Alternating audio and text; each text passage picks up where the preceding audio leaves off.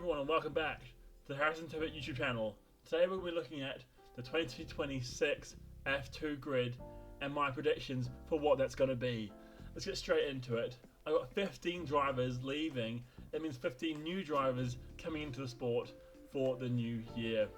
First off, let's start with Prema, and I've gone for Ugo Chukwu and Brando Badua, who are currently both in Prema's F3 team. They're not doing great this year so far. Brando is in 30th and Ugo Chukwu is in 21st, so not a strong start, but they're both rookies to F3 and they've had good fresh seasons in the year before that in 2024. And then both before that as well in the Italian F4, they both did really good things in 2023, with Ugo Chukwu coming second and Badua coming sixth. Both of them are sponsored by the McLaren development driver program, so I can expect to see them, if they kind of build to where we think they're going to be throughout this year in F3, get a step up next year into F2, McLaren will be pushing them into that team. They seem to have a quite strong connection with Prema, kind of leaning on that connection to put these guys through Formula 2 and Formula 3. Ugo Chukwu is from USA, Brando is from Italy, so they're both kind of young 18-year-olds looking to kind of get into the sport, and I think McLaren have one eye on Piastri or Norris leaving in the next few years, and they're cultivating these guys. There's another few guys as well later on in the video that we'll get into in McLaren's junior team who are coming through F2. So moving on to Rodin. Now we have Callum Voisin and Louis Sharp. I'm not sure about Louis Sharp, but I'm putting him in there for now. He's replacing the old Alex Dunn, who's doing very well so far in F2 this year. But yeah, two Rodin boys through and through at the Rodin F2 team. Both of these guys have won GB3 with Rodin in the last couple of years, with Sharp winning it in 2024 and Voisin winning it the year before. I think though, it might not be the year for Louis. I can see Voisin definitely going up. He's shown this year 3rd in F3, 12th in F2 or F3 last year when Rodin wasn't having a great season. That maybe it takes time to settle into F3 coming out of GB3. And Louis Sharp shown that in the first two races of the season in F3. He hasn't been on it as much as the other rookies like Kamara, but he's young, he's only 18, he's got time to show himself. But yeah, first in British F4, first in GB3, Sharp looks hot. So hopefully he can kind of build his form on and have a good end of the year, kind of earn that promotion alongside Voisin for 2026. Neither of these guys are F1 sponsored, so it's maybe a bit lacking there, but I'm sure they will get picked up eventually if they keep on these strong performances. Then we have Campos, and in the last couple of seasons we've seen Campos as the Red Bull proving ground. I think it will remain that way. This year it has Lindblad and Marti, and next year I can see two new Red Bull drivers going to that team in Goth and Slolov. Goth is currently in F2, currently 13th in the series. He was 7th in F3 the year before and 8th in F3 in 2023. Slolov has been in F3 for yonks, but he's still only 18. I think Red Bull have done well getting a very experienced young driver they can kind of take off the Alpine Academy and have him as their reserve driver as they kind of look to get rid of Marti, Iwasa, these guys who have been experimental purchases for their team but haven't really worked out as much as Hajar and Sonoda have. So yeah, two Red Bull drivers going into the Campos team. Goth comes from MP Motorsport in F2 and Solov will be coming from Campos in F3. Seems natural to me. Solov has built in F3 year on year. He's currently 5th after finishing 11th and then 22nd, so it's obviously he's improving. So yeah, I think this is one of my most locked in ones. So watch out for this one. This one's definitely going to happen. Next up is ART, the French outfit, kind of linked to Alpine through that regard. So the French teams backing each other, and I have two Alpine kind of related to drivers here. I mean, Mini is for Alpine, and he's currently with Prema. I can see him switching up teams, going to ART for the next season if this season doesn't work out very well, which it doesn't look like he's fighting near the front so far. Toponen, I think Prema's full of all the McLaren guys, so I know he might want to go there, being a Ferrari driver, but those links are not as strong as what they used to be. I see him staying with the ART team from F3, going into the ART team in F2. That makes sense to me. This is going to be a great driver lineup. You have experienced driver in Mini, who'll be 21 next year. You have a young, hot-shot Ferrari reserve driver, who'll be 90 next year. You know, this is a very strong lineup and might be one of the strongest on the grid. Similar to what we have in the HiTech team currently with Bogdanovic and the other fella, the Browning. So a very strong lineup here. Both these guys have had great results over the last couple of years. Like, look at those: 5th in Trident F4, 1st in Frecker, and 7th currently in F3 for Toponen. He's looking good. Mini hit 7th in F3, 2nd in F3, now he's 10th in F2. For first season, that's going okay. Obviously, there's some other juniors doing better than him, some other rookies doing better than him in F2. That's fine. But this is my predictions for the ART lineup. I think Mini at least deserves at least 2 or 3 seasons in F2 before he kind of thinks about moving on. Then we have the Dams Lucas Oil team, and I've got James Wharton and Sebastian Montoya. Sebastian Montoya is a weird one. I mean, I taken out a lot of these pay drivers, you know, that we'll get into later when I've announced what drivers I have leaving at the end of the video. But Montoya stays just because I feel like maybe there's something. Maybe it's in the blood, maybe it's in the name. I'm not sure, but give him at least 2 seasons in F2, and we'll see what happens, you know. His F3 days weren't great. He finished middle of the pack in the 2 years he was there. He's doing mild things this year in F2, but a team switch from Prema to Dams might help reinvigorate him for next year. He's 20, so still got age on the side a little bit. Not very, very young, but still not very old, like what we used to have with Vishore and Cordeal and such. And then James Wharton, who's an interesting prospect. 4th in Tallinn F4, 2nd in Frecker, behind Toponen. And this year, 24th in F3. Not great, but I mean, give him time to embed. I know we had a few races last year in F3 that were really, really good, but just give him time. Wharton will come through. He seems to be an elite talent, similar to what we've seen with like Brenda Padua, Toponen, Mini, like these kind of upper echelon of drivers. Yeah, his teammate Montoya, he's with the Red Bull team, so I can see Red Bull kind of keeping him out just to appease his father. Moving on from Dams to Invicta. This is where we have the best team that I'm going to have predicted. You know, we have Leonardo Fornaroli, F3 champ, and then Rafael Camara looking like the F3 champ elect for the current year. Both of these guys are currently D20. Rafael Camara, older than I thought he was. That just kind of shows that he's honed his craft in karting and in the lower formula of Frecker before he kind of made that step up to F3. And it seems to be working out, kind of shining in the spotlight of the worldwide F3 series. Fornaroli, as I said, he was 1st in F3 last year. Very consistent showing for the whole year. One of the most consistent drivers and deserved that title. This year he's currently 3rd in F2, so having a very strong start to the year, which is amazing. Invicta seems like a very strong team with these new regulations, these glove effects regulations in F2.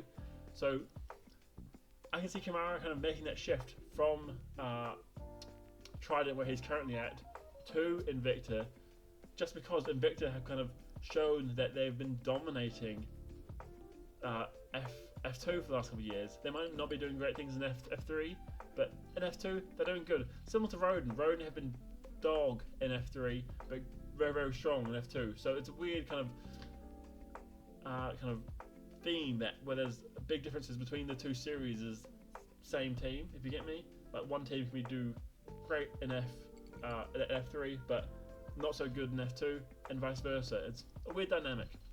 Anyway, strong team, happy with that lineup. Then we have MP Motorsport, and we have Alex Dunn and Tim Tramnitz. Tim is currently 2nd in F3 with MP Motorsport, so staying with the same team. I feel kind of bad for him. He's had very kind of similar results to to Oliver Goeth, but Oliver Goeth was given the kind of nod to get promoted to F2 from Red Bull. So it's a weird choice that, especially given that Maybe it's because Goth is the younger driver, so they think he's got more potential. I'm not sure. But either way, Trident definitely deserves to step up. Even this year, I think he deserved it, but he'll have to wait until next year, and he's doing that with MP Motorsport alongside Alex Dunn, who's currently racing an F2 with Rodin, currently 4th in the series, which is very good, the Irish driver. He did come 2nd in GB3 to Callum Voisin, who I've kind of had replace him alongside Louis Sharp in that Rodin team, but I think given the dynamics of F2, I wouldn't see being replaced at Rodin as a bad thing. I mean, it's kind of a sideways, if not a step up, from Rodin to MP Motorsport, given what we've seen in the last couple of years. So I think Dunn will be happy with that switch. I think he's kind of a driver that isn't super linked to Rodin, being at HiTech in the past in GB3 and F3, so I'm sure the switch is fine for him. But yeah, quite a strong lineup for MP. I think you can see that even though I'm taking some of these pay drivers out, and some of these older drivers have been there for yonks, they're still very strong F2 series. So I think there should be a bit more churning of the roster from F2 to get some of these young guys up. Because right now, F2 team or F1 teams aren't going to want 25-year-old drivers who have been in F2 for 5 years to come join their team. They're going to want someone hot, who's young, like a hotshot driver who's young, who can come in and kind of instantly garner an audience, instead of these guys who have failed to garner the audience and show their potential over the last 5 years, you know, or have come in and have done nothing just because they have £2 million to spend on a F2 year, you know. So yeah, that's my spiel about pay drivers over. Moving on to VAR, we have Noel Leon and Noah Stromsted. Noah Stromsted, originally I didn't have him going up, but he recently got a Mercedes connection, and he's showing great things in F3. So I think if he keeps on going at this rate, he might as well make a step up if there's seats available. He's 4th in F3 currently. He was 6th in Freca last year and 7th in Spanish F4 the year before that. So, I mean, he's taken the hard route to get here. Most of the upper echelon tier of drivers, by the time they're in single seaters, they're in Italian F4 or they're in Freca. You know, they're not taking the Spanish F4 route. I think he even won Danish F4 the year before that in 2022. So he's come through the hard way. I think he's earned his spot in F2 for 2026 if he keeps on this trajectory.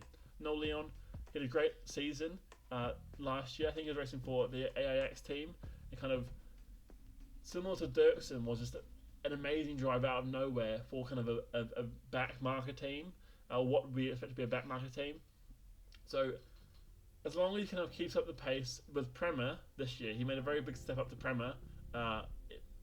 So he's currently 20th, which is 10 spots behind where he finished in 2024. But that can all change, you know. So there's only been 2 races, so give him time. He'll adapt to the new team and come in strong.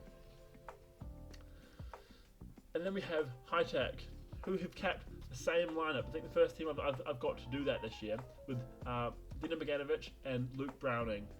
I think both of these guys will miss out on potential F1 seats just because there's going to be none in the offing, apart from maybe 1 or 2 here and there for a couple of drivers that you'll see coming up.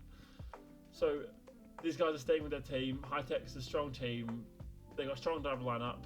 I can see them being changed just for change's sake, but for either of them, I wouldn't mind staying at HiTech. Browning, 23, he'll be 24 next year. That's getting on a bit, but I mean, this is his first year in F2, so I'm okay with giving him a year or 2 to settle in.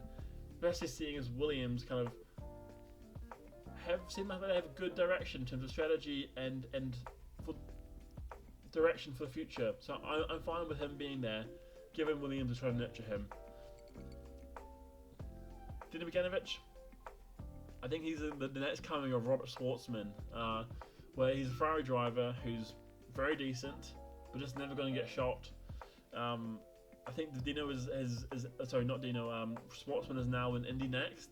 I think he's first in that series, tearing it up, so showing that he deserves a kind of IndyCar seat for next year. But Beganovic, I think he'll kind of lull around in F2, putting in great performances, but never getting that call, just because of his age profile, his nationality, various factors that he doesn't have going for him, you know, like Ollie Behrman did, like the hype around him.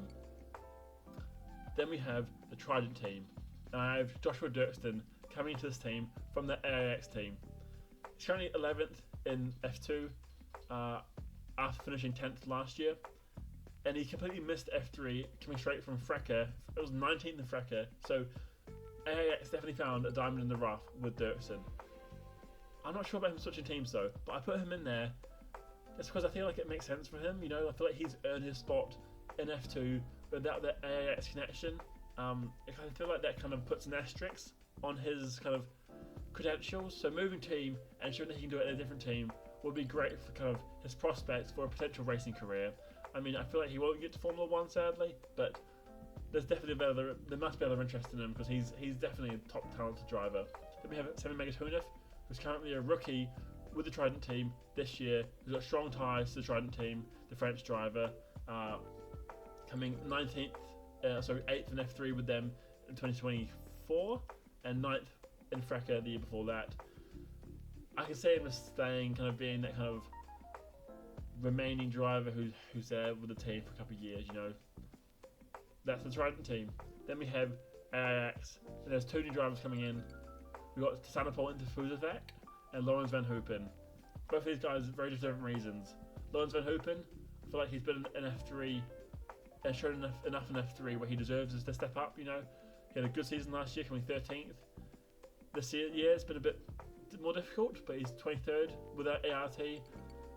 I think after the season in F3, he'll be one of the most mature drivers in F3. I think AIX will be like, might as well pull him in. He's a good driver, got experience, can be what they're replacing with Dirksen. And to Sanapol and Fuzazek is kind of their driver, you know, their guy that they're going to put in the seat.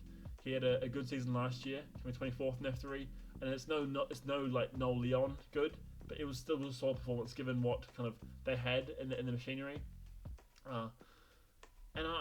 There must be one or two drivers who kind of then they don't fully deserve it, but also it would be nice to see some kind of wilder shouts thrown in there, you know, like what we had with Dirksen coming in, like what we had with Kimi Antonelli kind of skipping that series.